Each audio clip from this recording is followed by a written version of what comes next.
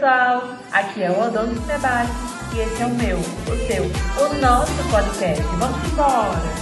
Oi pessoal, sejam muito bem-vindos a mais um episódio do nosso Odonto em Debate. E hoje eu tô aqui com Lívia e a gente vai conversar sobre anatomia dental humana, cavidade oral, palato e faringe, anatomia dental e glândulas salivares, cavidade nasal e seios paranasais. Então, vamos mergulhar de vez no nosso grande tema, né? Que temos muita coisa para falar, viu? Esse é um assunto que parece simples à primeira vista, mas quando a gente começa a estudar de verdade, a gente percebe o quanto de detalhes existe por trás de cada dente, cada superfície e cada estrutura. O corpo humano, ele é muito complexo e cheio de variações que influenciam diretamente na prática clínica e odontológica. Oi gente, tudo bem com vocês? É um prazer estar aqui para debater e passar esse conhecimento para vocês sobre esse tema tão amplo e cheio de detalhes para tratar. Eu estou muito animada. Show de bola, Lívia. Antes de começar esse episódio, vamos às respostas do quiz deixado no podcast anterior sobre junturas do crânio e articulações temporomandibulares biomecânica da ATM, que já é tradição do nosso podcast, né, gente? Nossas perguntinhas. Vamos à primeira pergunta. Número 1. Qual a estrutura é responsável por dividir a articulação temporomandibular em dois compartimentos? Letra A. Ligamento esfenomandibular. Letra B. Disco articular. Letra C. Cápsula sinovial. E letra D. Zona bilaminar. E a resposta correta é a letra B. Disco articular. Confere aí nos comentários se você deixou aí a sua resposta certinha. Pergunta de número 2. As estruturas cranianas são classificadas como A. Diartrose, letra B. Anfiartrose, letra C. Sinartrose ou letra D. Articulações sinoviais. E a resposta correta é a letra C. Sinartrose. Show de bola, pessoal. Agora vamos embora, Lívia. Conta pra gente por que a anatomia dental é tão essencial na odontologia moderna. Olha, Rai, a anatomia dental é como se fosse a base de tudo, sabe? Ela que vai estudar os dentes por completo. A forma, a morfologia, o posicionamento, a relação com os tecidos vizinhos, a função mastigatória, as superfícies, raízes, cúspides, ângulos, tudo isso. E sem dominar esses aspectos, o dentista ele vai trabalhar literalmente no escuro, né? Porque qualquer procedimento de restauração, prótese, tratamento de canal ou cirurgia vai depender desse conhecimento. Então, a anatomia é quem garante precisão, segurança e previsibilidade clínica. Isso que você falou, Lívia, é muito verdade. Porque a gente, às vezes, pensa, é só um dentinho. Mas não é bem assim, né? Um erro na forma ou no contorno pode mudar até a maneira como o dente toca no antagonista dele, né? Demais! Se o profissional ele não conhece bem a altura das cúspides, a profundidade dos sulcos, o formato da fossa ou até a inclinação das raízes, ele pode acabar causando uma oclusão traumática, dor muscular, dor articular, infiltração, fratura, desconforto ao mastigar. São muitas consequências possíveis. E tudo isso mostra como a anatomia dental é essencial para restaurar a função mastigatória de forma natural. É muito interessante mesmo. Mas agora vamos para uma pergunta clássica, né? Mas que sempre rende dúvidas. Afinal, quantos dentes um ser humano tem? Ótima pergunta, Rai. Muita gente tem essa dúvida mesmo. Na dentição decídua, que é a dentição infantil, os famosos dentes de leite, nós temos 20 dentes, que são distribuídos igualmente entre maxila e mandíbula. Já na dentição permanente, temos 32 dentes, 16 na maxila e 16 na mandíbula. Essa organização vai seguir um padrão anatômico que facilita a mastigação, a fala, o sorriso e toda a biomecânica bucal. Bacana. E falando em funções, explica pra gente a diferença funcional entre os dentes anteriores e posteriores. Claro, os dentes anteriores são os incisivos e caninos. Eles são responsáveis por cortar e rasgar os alimentos. Já os posteriores, que incluem os pré-molares e molares, eles têm superfícies maiores, com os cúspides adaptadas para triturar os alimentos e transformar o bolo alimentar em algo mais fácil de engolir, sabe? Essa distribuição funcional vai ser fundamental para a mastigação eficiente. Agora vamos aprofundar um pouco mais, Lívia. Quais são as camadas do dente e o que cada uma faz? Então, o dente é uma estrutura complexa e muito especializada. Ele vai ser formado por esmalte, que é o tecido mais duro do corpo humano e altamente mineralizado, que vai proteger o dente do meio externo. A dentina, que fica logo abaixo do esmalte, é menos mineralizada e transmite os estímulos mecânicos e térmicos. O cemento, que recobre a raiz do dente e serve de ponto de inserção para as fibras do ligamento periodontal. A polpa, que possui um tecido conjuntivo, é ricamente vascularizado e inervado e é responsável pela vitalidade do dente. Cada uma dessas partes ela vai trabalhar de forma integrada para garantir a resistência, proteção e função mastigatória. São muitos detalhes mesmo, né? Não imagino que dentro do nosso dente existia tantas camadas. E não podemos esquecer que o dente não está sozinho ali, né? Ele tem todo um aparato de suporte. Exatamente. A gente tem o ligamento periodontal, o osso alveolar, o cemento e a gengiva, que juntos formam o chamado periodonto. É esse conjunto que estabiliza o dente, absorve impactos e permite micromovimentações durante a mastigação. Sem um periodonto saudável, o dente perde suporte e pode até ser perdido. Então vamos trazer um exemplo prático. Se um paciente chega precisando de restauração em um molar, como o conhecimento morfológico interferia nesse caso? Interfere em tudo. Para restaurar corretamente, o dentista ele precisa reproduzir cúspides, fossas, cristas marginais e sulcos com fidelidade. Marginais, na verdade, né? Por exemplo, se ele deixa uma cúspide muito alta, causa um trauma oclusal. Se ele deixa baixa demais, compromete a mastigação. Cada milímetro importa. Uma restauração que respeita a anatomia devolve a função e conforto. E eu já ouvi falar que a anatomia não é igual em todo mundo, né? Isso mesmo. Existem variações no número de raízes, na forma das cúspides, na inclinação dentária, na presença de tubérculos adicionais. E essas variações são comuns. Por exemplo, alguns primeiros premolares têm 2 raízes, alguns terceiros molares têm até 3 ou mais canais. Quanto mais o profissional ele conhece essas possibilidades, mais preciso vai ser o diagnóstico. Então, se a gente for pensar em tratamento de canal, a anatomia ela vira um desafio, né? Total. A anatomia pulpar ela pode variar muito. Canais extras, curtíssimos, longos demais, curvaturas acentuadas, delta apical. Tudo isso exige um conhecimento profundo. É por isso que a anatomia interna do dente é tão importante quanto a externa.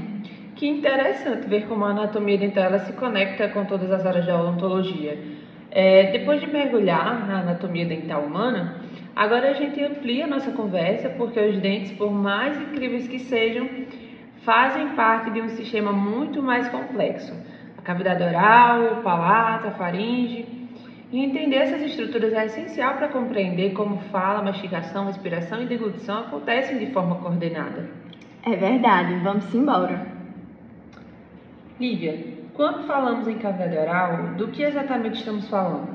Bom, a cavidade oral é o espaço que vai desde os lábios e bochechas, externamente, até os arcos palatoglossos, internamente. Ela vai abrigar elementos essenciais como dentes, gengiva, língua, palato duro, palato mole, mucosa oral e o assoalho da boca. É uma área extremamente dinâmica, envolvida em processos como mastigação, fala, respiração e paladar. E essa cavidade ela é dividida em 2 partes principais, correto? Isso mesmo. Nós temos o vestíbulo oral, que é o espaço entre os dentes e os lábios e bochechas, e a cavidade oral propriamente dita, que é a área interna, limitada pelas arcadas dentárias. Essa divisão ela é importante porque explica a organização funcional da boca e como cada região participa dos movimentos da mastigação e fala. Uma coisa que muita gente não imagina é que a mucosa oral não é toda igual, né? Exato. A mucosa oral ela possui diferentes tipos de epitélio dependendo da área. Temos a mucosa mastigatória na gengiva e palato duro, com um epitélio queratinizado para resistir ao atrito. Temos a mucosa de revestimento nas bochechas, lábios e assoalho, com um epitélio não queratinizado, mais maleável. E a mucosa especializada na língua, onde ficam as papilas gustativas. E essa variação vai explicar por que certas áreas são mais sensíveis e outras mais resistentes. Então fala um pouquinho dessa parte mais externa, dos lábios e bochechas. Bom, os lábios são formados pelo músculo orbicular da boca, revestido por mucosa internamente e por pele externamente. Já as bochechas têm um músculo bucinador como estrutura principal, que vai ajudar a manter o alimento entre os dentes durante a mastigação. Ambos são ricamente vascularizados e inervados, o que explica a sensibilidade e a importância deles na fala e na expressão facial. Eu acho essa parte super importante. Explica o palato duro e o palato mole pra gente também. Claro, o palato duro é a parte anterior, formada pelos processos palatinos da maxila e pelas lâminas horizontais do osso palatino. Ele funciona como um teto rígido da boca. O palato mole, ou véu palatino, é a porção posterior, formada principalmente por musculatura. Ele é móvel e atua separando a orofaringe da nasofaringe durante a deglutição, impedindo que o alimento suba para o nariz. Essa coordenação é essencial para o processo de deglutição e também influencia na fonação. E aquela famosa úvula, né? Faz o que ali pendurada? A úvula, ela auxilia na deglutição, ajudando a direcionar o alimento para baixo, além de participar na modulação do som durante a fala. Ela também contribui para lubrificar o palato mole. Então, descendo um pouquinho, temos o assoalho da boca. Isso. O assoalho ele é sustentado principalmente pelo músculo milurióleo e abriga as glândulas sublinguais e ductos importantes. É uma área fundamental para a movimentação da língua e para acomodar estruturas vitais, como vasos e nervos. Então vamos para a língua. Conta pra gente sobre ela. A língua é um órgão muscular altamente especializado, composto por músculos intrínsecos, que moldam a forma da língua, e extrínsecos, que movimentam a língua no espaço. Ela participa da mastigação, fala, deglutição e a sede do paladar. Temos as papilas filiformes, fungiformes, foliadas, circunvaladas, cada uma com suas funções específicas. E aí entra uma coisa que você comentou antes, né? A cavidade oral que se conecta com a faringe, não é isso? Isso mesmo. A cavidade oral ela se comunica diretamente com a orofaringe, a parte média da faringe.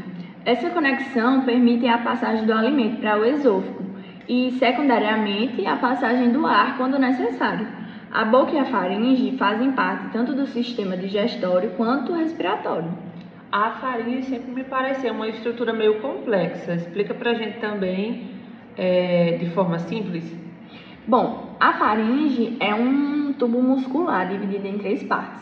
Nasofaringe, que é a parte superior atrás do nariz. Orofaringe, que é a parte intermediária atrás da boca. Laringofaringe, a parte inferior, que leva a faringe ao esôfago. Ela é literalmente uma encruzilhada, onde o ar e o alimento compartilham um caminho. A coordenação de músculos, como os constritores da faringe, garante que a deglutição seja segura. É realmente muito interessante como o nosso corpo tem todo um manual para agir corretamente, né? E clinicamente, por que entender essa área? Por que essa área é tão essencial? Porque alterações no palato, língua, faringe, amígdalas ou até na mucosa oral podem afetar a fala, respiração, ronco, apneia, deglutição, mastigação, postura da língua e até o crescimento facial em crianças. É uma região extremamente funcional e multidisciplinar. Agora que a gente já entendeu a cavidade oral, o palato e a faringe, chegou o momento de falar sobre algo que muita gente passa a vida inteira sem dar atenção, mas é essencial para a saúde da boca: a saliva e as glândulas salivares. Parece simples, mas esse é um assunto muito mais complexo e fascinante do que parece, porque a saliva ela é tão importante assim para o funcionamento da cavidade oral, Lívia. Realmente, a saliva tem uma função crucial. Ela lubrifica a cavidade oral, umedece as mucosas, ajuda na mastigação, na fala e na formação do bolo alimentar. Além disso, contém enzimas, como a amilase salivar, que inicia a digestão dos carboidratos ainda na boca. Sem saliva suficiente, a pessoa vai ter dificuldade de mastigar, de engolir e até de falar. E vai ficar mais propensa a cáries e infecções. E do que a saliva é feita? Ela é composta principalmente por água, mas também tem íons, proteínas, muco, enzimas digestivas e substâncias antimicrobianas, que ajudam na proteção da cavidade oral. Agora vamos falar sobre as fábricas de saliva, né? Quais são as principais glândulas responsáveis pela produção de saliva? As 3 glândulas salivares maiores são a parótida, submandibular e sublingual, cada uma com características e tipos de secreções diferentes. Vamos por parte. Onde fica a parótida? Ela está localizada anteriormente à orelha e produz principalmente saliva serosa, liberada pelo ducto parótido. E a submandibular? A submandibular fica no assoalho da boca e produz uma saliva mista, sendo a principal produtora de saliva em repouso. E a sublingual, qual é a sua característica principal? A sublingual ela é a menor das 3 glândulas e secreta uma saliva predominantemente mucosa, mais espessa. E aquelas glândulas pequenininhas, elas fazem a diferença? Com certeza, muito. Elas ficam espalhadas pela mucosa oral e mantêm a umidade constante na boca, especialmente durante o sono. E como o corpo controla a produção de saliva? O sistema nervoso autônomo controla a salivação. O parasimpático estimula a saliva fluida e abundante. E o simpático estimula a saliva mais espessa e mucosa.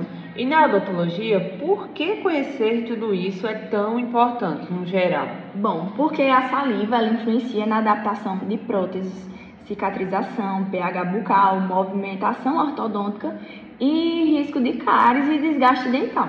Uma curiosidade, a língua também participa da estimulação de saliva, né? Sim, o tato, o gosto, a textura e até a temperatura dos alimentos estimulam as glândulas salivares através dos nervos cranianos. A língua também empurra o alimento para os ductos, misturando saliva e comida durante a mastigação. Chegamos agora ao nosso último assunto de hoje. Ele é essencial para entender como a respiração, o olfato e até o funcionamento de forma harmoniosa a cavidade oral e os seios paranasais. Muita gente nem imagina como essa região influencia na saúde geral, na odontologia e até na nossa sensação de bem-estar. Explica pra gente, Lívia, de uma forma bem simples, o que exatamente é a cavidade nasal? Então, a cavidade nasal é o espaço interno do nariz, responsável pela entrada do ar que respiramos. Ela é revestida por uma mucosa altamente vascularizada e rica em cílios, responsável por filtrar, umidificar e aquecer o ar antes dele chegar aos pulmões. É dividida em 2 lados, pelas narinas e pelo septo nasal. Por dentro, ela é bem mais complexa do que parece, né? Sim, ela possui estruturas como o septo nasal, que divide a cavidade ao meio, as conchas nasais superior, média e inferior, que aumentam a superfície de contato com o ar, e os meatos, que direcionam o fluxo de ar e secreções. E essa região olfatória, onde ela fica? A área olfatória está localizada no topo da cavidade nasal e abriga receptores especializados que captam moléculas odoríferas e permitem percepção dos cheiros. Agora falando dos seios paranasais, quais são eles?